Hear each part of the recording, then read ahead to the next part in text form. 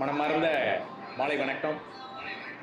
இன்றைய நாள் உங்களுடைய வாழ்க்கையில் மறக்க முடியாத நாளாக அமைய எல்லாம் வல்ல இறைவனை வேண்டி இந்த ப்ரோக்ராமை ஸ்டார்ட் பண்ணுறோம். 2023 நம்மளுக்கு கடந்து முடிஞ்ச ஒரு 4 மணி நேரத்தில் 2024 அடி எடுத்து வைக்க போகிறோம். 2023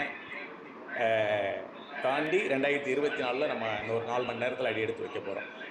நிச்சயமாக எல்லா லீடர்ஸும் இன்றைக்கி பேசுனது மாதிரி தான்.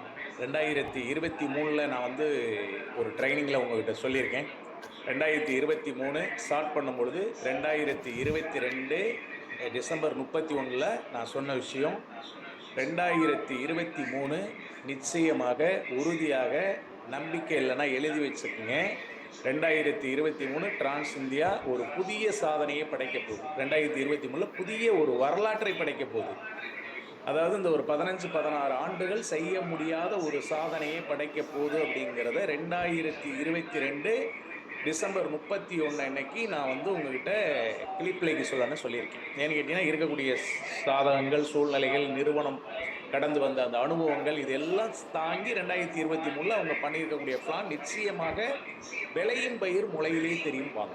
அப்படின்னா என்னன்னு கேட்டால், ஒரு பயிர் அது ஒரு 100 மூடை நெல் வரப்போகுதுன்னு கேட்டால் அது முளையும் பொழுதே அந்த அந்த அந்த சின்ன பயிர்லேயே கண்டுபிடிக்க முடியுங்கிறாங்க. அப்போ விளையும் பயிர் முளையிலே தெரியுங்கிறது மாதிரி 2023 இது கண்டிப்பாக இந்த மாதிரி ஒரு மாற்றத்தை தரப்போகுது அப்படிங்கிறத இன்னைக்கு எப்படி 23 டிசம்பர் 31 உட்காந்து பேசிக்கிட்டு இருக்கோமோ அதே மாதிரி 2022 டிசம்பர் 31 நான் சொன்னேன். எல்லாருமே பார்த்தீங்க, எல்லாருமே கேட்டீங்க. அது எனக்கு தெரிஞ்சது. நான் சொன்னதை எல்லாருமே என்னை பார்த்தீங்க, எல்லாருமே கேட்டீங்க. கண்ணால் பார்க்கறதுனாலையும் காதால் கேட்டுட்டு போகிறதுனாலையும் அது கடந்து தான் போக முடிஞ்சிச்சு ஒழிஞ்சு அதை நீங்கள் கவனித்தவங்க மட்டும்தான் அதை பயன்படுத்தினாங்க. யாரெல்லாம் பார்த்தாங்களோ அவங்க வேடிக்கை பார்க்கக்கூடிய நபராக இருந்தாங்க. யாரெல்லாம் பார்த்ததையும் கேட்டதையும் பயன்படுத்தினாங்களோ அவங்க பலனுள்ள நபர்களாக மாறியிருக்காங்க. என்னுடைய கணக்கு பிரகாரம் 2023 புதிய ஒரு சாதனையை நிறுவனம் படைச்சிருக்கு, டீம் படைச்சிருக்கு. அதில் எந்த விதமான மாற்று கருத்தும் கிடையாது.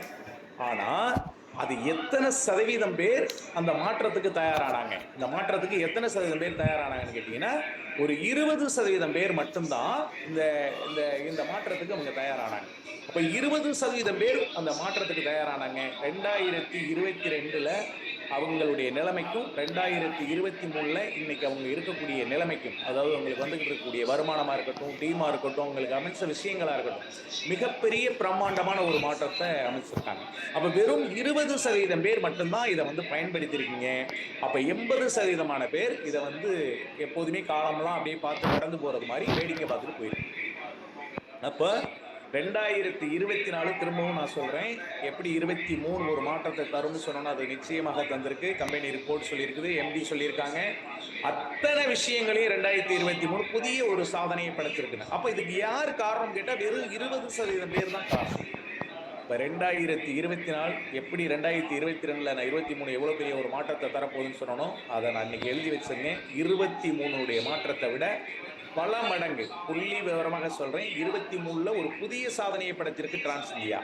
அதை விட 10 மடங்கு, குறைந்தபட்சம் 10 மடங்கு அதிகமான ஒரு சாதனையை 2024 படைக்க போகுது. அப்போ 2023 நீங்கள் ஆரம்பத்தில் வேடிக்கை பார்த்த நபராக இருந்தீங்கன்னு கேட்டிங்கன்னா, டிரான்ஸ் இந்தியாவுடைய வெற்றியாளர்களை வேடிக்கை பார்க்கக்கூடிய ஒரு நபராக நீங்கள் அமைஞ்சிருவீங்க. ஆனால் தயவு செஞ்சு சொல்லக்கூடிய விஷயங்களை கவனமாக கேட்டு முழுமையாக உங்களுடைய எண்ணங்களையும், உங்களுடைய சிந்தனைகளையும், உங்களுடைய செயல்பாட்டையும் முழுமையாக தாங்க. அதை முழுமையாக நீங்கள் தர மாட்டேங்கிறீங்க, சிதற விடுறீங்க. 24 மணி நேரத்தை நீங்கள் எப்படி இந்த பிஸ்னஸ்க்காக யார் எத்தனை சதவீதம் பயன்படுத்துகிறாங்க, எவ்வளோ பயன்படுத்துகிறாங்க, 24 மணி நேரத்தை நீ பயன்படுத்தினாலும் அது கடந்து காலியாயிரும். நீ பயன்படுத்தலை அப்படின்னாலும் கூட அது காலியாயிரும். இப்போ எப்படி நம்மளுக்கு நெட்டு இருக்கிறது மாதிரி தான், நான் காலையிலே டீமுக்கு சொன்னது மாதிரி தான். நெட்டு நம்மக்கிட்ட இருக்குது, ஒரு 2 CPO 3 CPO டெய்லி இருக்குது. அதை நம்ம பயன்படுத்தினாலும் அது காலி ஆகுது, பயன்படுத்தலை அப்படின்னாலும் கூட அது காலியாகுது. அப்போ பயன்படுத்தும் பொழுது அது பலனுள்ளதாக, நம்மளுக்கு பயனுள்ளதாக அது காலியாகி போகுது. பயன்படுத்தாமல் இருந்துச்சுன்னா ஒன்றுக்குமே புரோசனம் இல்லாமல் அது காலியாகி போகுது. அது மாதிரி தான் உன்னுடைய 24 மணி நேரத்தை இந்த நிறுவனத்துக்காக, இந்த பிஸ்னஸ்க்காக, பிஸ்னஸ்க்காக, இது நிறுவனத்தினுடைய பிஸ்னஸ் கிடையாது, உன்னுடைய பிஸ்னஸ் நீ எந்த அளவுக்கு பண்ணுறியோ அந்த அளவுக்கு உனக்கு நிறுவனம் வருமானத்தை கொடுக்குது. உன்னுடைய வருமானம் தான் உன்னுடைய வாழ்க்கை தரத்தை மாற்றுது. அதில் எந்த விதமான மாற்று கருத்தும் கிடையாது. அப்போ உன்னுடைய நேரத்தையும் உன்னுடைய உழைப்பையும் உன்னுடைய கவனத்தையும் உன்னுடைய முழுமையான உன்னுடைய சிந்தனையும் உன்னுடைய செயல்பாட்டையும் எந்த அளவுக்கு இந்த 2024 அதாவது 2024ங்கிறது நம்மளுடைய நிறுவனத்தை பொறுத்தளவு பிறந்துருச்சு. இன்னைக்கு முதல் வருஷத்துல முதல் மாசத்துல முதல் வாரத்துல இருக்கோம். இன்னைக்கு இந்த முதல் வாரம் ஸ்டார்ட் ஆயிடுச்சு. 2024 ஃபர்ஸ்ட் வாரத்துல இருக்கோம். நாள் தான் 2023 முடிவு நாளும் இன்னைக்கு தான். 2020 ஆரம்பமும் நம்மளை பொறுத்தளவு இன்னைக்கு தான். அது என்ன பிறந்துருச்சு ஆல்ரெடி. நேற்று நைட்டே பிறந்துருச்சு. ஏன்னா இன்னைக்கு வந்து ஃபர்ஸ்ட் வீக்கினுடைய ஃபர்ஸ்ட் நாள். அப்போ இன்னையிலிருந்தே ஆல்ரெடி தயவு செஞ்சு என்னுடைய வேண்டுகோள் என்னன்னு கேட்டீங்கன்னா, இந்த தொழிலை செய்யணுமா வேண்டாமா அப்படிங்கிற முடிவை நீ பண்ணு. யார் சொன்னாலும் சரி, நான் சொன்னாலும் சரி, எவனே கடவுளே சொன்னாலும் சரி, செய்யணுமா வேண்டாமா அப்படிங்கிற முடிவு யார் வேணாலும் என்ன வேணாலும் சொல்லலாம். இந்த தொழிலை செய்யணுமா வேண்டாமா அப்படிங்கிற முடிவை நீ பண்ணு. செய்யணும்னு ஒரு வேலை முடிவு பண்ணிட்டீங்கன்னா, தயவு செஞ்சு என்னுடைய வேண்டுகோள் சரியா செய், தெளிவா செய். அதுதான் என்னுடைய வேண்டுகோள். செய்யணும்னு முடிவு பண்ணியாச்சுன்னா, செய்யணும்னு முடிவு பண்ணதுக்கு அப்புறம் ஏன் உங்களுடைய அப்படி சிதற விடுறீங்க? ஏன் இந்த கவனத்தை சிதற விடுறீங்க? ஏன் சிந்தனையை சிதற விடுறீங்க? ஏன் உங்களுடைய செயல்பாடு கவனம் சிதறிச்சுன்னா சிந்தனை சிதறிச்சுன்னா உங்களுடைய செயல்பாடும் சிதறும். இப்போ சிதற விடாம முழு ஃபோக்கஸையும் பிசினஸ்ல நீங்க கொடுத்துட்டீங்கன்னா, ஜெயிச்சவங்க யாருமே வானத்துல இருந்து குதிச்சவங்கலாம் கிடையாது. ஜெயிச்சவங்க அத்தனை பேரும் யாரும் வானத்துல இருந்து குதிச்சவங்கலாம் கிடையாது. நான் கொண்டு தான் சொல்லிக்கிட்டு இருக்கேன். நானா இருக்கட்டும், பெரிய வானத்துல இருந்துலாம் குதிக்கல. அப்ப ஜெயிச்சவங்களுக்கும் ஜெயிக்கிறதுக்காக போராடிக்கிட்டு இருக்கவங்களுக்கும் ஜெயிக்க முடியாம போராடிக்கிட்டு இருக்கவங்களுக்கு என்ன வித்தியாசம் அப்படின்னு சொல்லி கேட்டீங்கன்னா, இவங்க ஒண்ணு இமயமலையெல்லாம் தூக்கல. நீங்க செய்ய முடியாத வேலையெல்லாம் அவங்க செய்யல. உங்களுடைய எண்ணங்கள், உங்களுடைய சிந்தனைகள், உங்களுடைய செயல்பாடுகளை விட அவங்களுக்கு எதை பெருசா இருக்குன்னு கேட்டா எதுவுமே பெருசா இல்ல. உங்களுடைய அறிவுல பெருசா இருக்கான்னு கேட்டா இல்ல. சிந்தனையில பெருசா இருக்காங்களான்னு கேட்டா இல்ல. செயல் வடிவத்துல பெருசா இருக்காங்களான்னு கேட்டா இல்ல. அப்ப உழைப்புல விட அவங்க பெருசா இருக்காங்களா கேட்டா இல்ல. அப்ப முழுமையாக என்ன எந்த இடங்கள்ல உங்களை விட அவங்க தகுதியில கூடியிருக்காங்க, எந்த அளவுக்கு அவங்க ஜெயிச்சிருக்காங்க, ஏன் இப்படி அவங்களால ஜெயிக்க முடிச்சு நம்மளால போராட முடிச்சுன்னு கேட்டீங்கன்னா, உங்களுடைய கவனத்தை சிதற விடுறீங்க.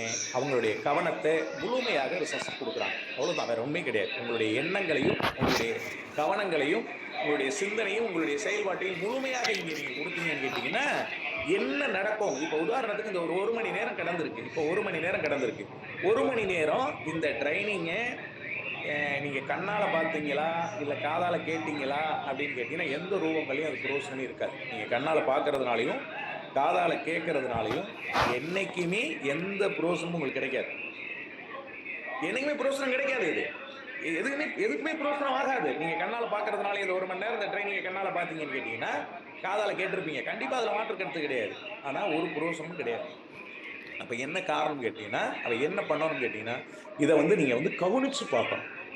நீங்க உங்களுடைய கவனம் இங்க இருக்கணும். இப்ப இங்க சொல்லக்கூடிய ஒவ்வொரு அசைவிலையும் உங்களுடைய கவனம் முழுமையாக இருக்கணும். அப்ப கண்ணு பார்க்கும், காது கேட்கும், மனசு மட்டும்தான் கவனிக்கும். இப்ப கவனிச்சா மட்டும்தான் இங்க இருக்கக்கூடிய விஷயங்கள், உங்களுக்கு சொல்லக்கூடிய விஷயங்கள் உங்களுக்கு எளிமையா புரியும். அப்ப எளிமையா புரிஞ்சிருச்சு அப்படின்னு சொல்லி கேட்டீங்கன்னா எளிமையாக ஈஸியாக வெற்றி அடையலாம். அப்ப டிரான்ஸ் இந்தியா அப்படிங்கிறது நான் திரும்ப திரும்ப சொல்லிக்கிட்டு இருக்கிறேன், கடுமையான ஒரு தொழில் கிடையாது. வெற்றிங்கிறது முழுக்க 100% எளிமையானது.